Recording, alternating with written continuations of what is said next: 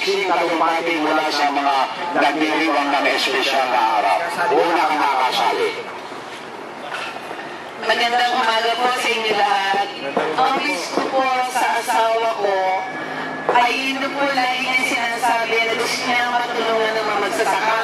Kahit po sa oras na po ng pagtulog namin, magsasaka rin po ang nasa isip niya. Maraming po salamat kay Ka Francis, sa Cancino family, sa mga kay Ka Sandy Shawson, sa ating po mga bisita, sa inyo din po lahat. Maraming po salamat dahil hindi po yung nakakalimutan ng Agritech na Demo 4. Maraming po salamat.